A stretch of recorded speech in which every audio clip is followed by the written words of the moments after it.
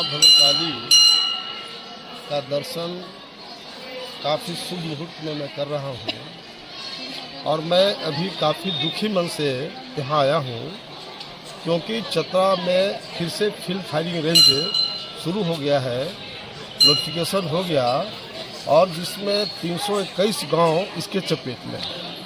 जब मैं सांसद था उस समय भी फील्ड फायरिंग रेंज बनाने का नोटिफिकेशन हुआ था, लेकिन लाखों यहाँ की जनता गांव-गांव के लोग जुटे थे।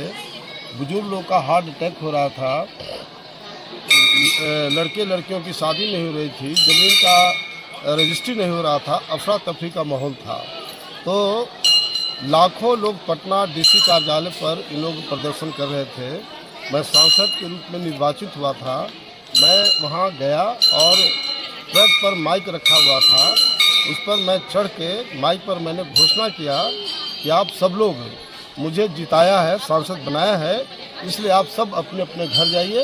हमारा ड्यूटी बनता है कि हम कैसे इसको ख़त्म करें। और तीसरे दिन पार्लियामेंट शुरू हुआ और मैं पार्लियामेंट में साफ साफ कहा कि वहाँ की जनता जो बुजुर्ग हैं उनका हार्ट अटैक हो रहा है, नौजवानों की लड़के लड़की की शादी नहीं हो रही है, अफरा तफरी का माहौल है और क्योंकि सब लोगों ने मिलकर मुझे सांसद बनाया है।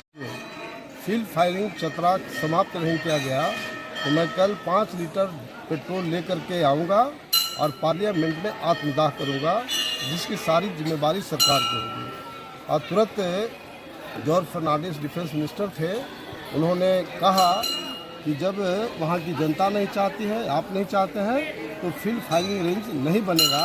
उन्होंने घोषणा किया और तब से फील्ड फायरिंग रेंज यहाँ समाप्त हो गया था। लेकिन आज दुख के घड़ी में मैं चतरा पार्लियामेंट्री कंस्टिट्यूंसी में कल हंटरगंज में चिंतामणि यादव जी का शहादत हुआ था, उस मौके पर हजारों लोग थे। वहाँ मैंने स्पष्ट रूप से कहा है कि अगर फिर से चतरा की जनता का आशीर्वाद और दुआ मिला तो पार्लियामेंट में at any cost field firing range को समाप्त कराएंगे और अगर जनता का समर्थन नहीं भी मिला तो चतरा की जनता के साथ पार्लियामेंट के सामने आत्मदाह करूंगा ताकि field firing range Chatra field firing range नहीं बने। ये हमारा कमिटमेंट है।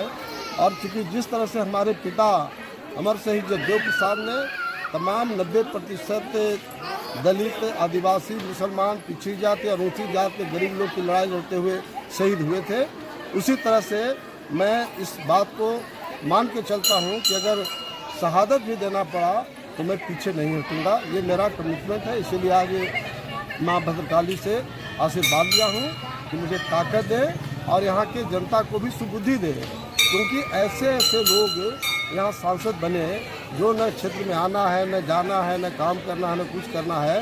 तो यहाँ मैं इसीलिए आया हूँ कि यहाँ चतरा संसदीय क्षेत्र के लोग को सुबुद्धि दे और हमको ऐसा ताकत दे कि जो चतरा पर आफत हुआ है ये हम समाप्त करें। तो कहीं ना कहीं मान लिया जाए कि नागमणि जी फिर से अगले चुनाव में चतरा आ रहे हैं? नहीं, तो जनता पर डिपेंड करता है। जनता कहेगी तो हम लोग चुनाव। आपने मन बना लिया यहाँ के लिए चुनाव लड़ने के लिए? हमको मन बनाया है चतरा फील्ड फायरिंग रेंज को समाप्त करना।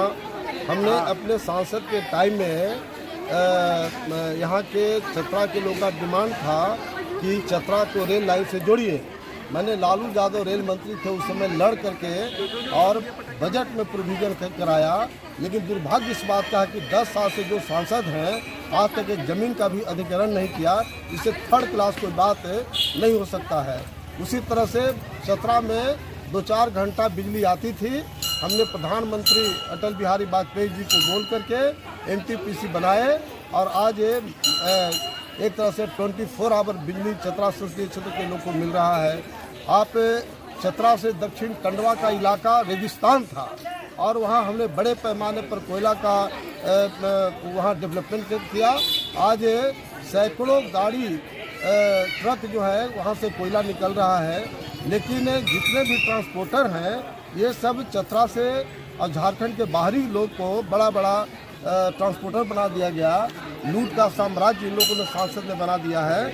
इसलिए हमारा साफ कहना है कि यहाँ की जनता का समर्थन मिलेगा तो यहाँ का जितने बाहरी ट्रांसपोर्टर हैं और शिक्षित बेरोजगार नौजवानों को रोजगार नहीं मिल रहा है, ये हम लोग बाहरी लोग को भगाऊंगा और स्थानीय लोग को प्राथमिकता दे करके, चाहे ट्रांसपोर्टर हो या कोयला में बिजनेस करने वाले लोग हों, या यहाँ जो नीति होगी ये स्थानीय लोगों द्वारा हम लोग कराएंगे, उस पर हमारा कोई समझौता नहीं है।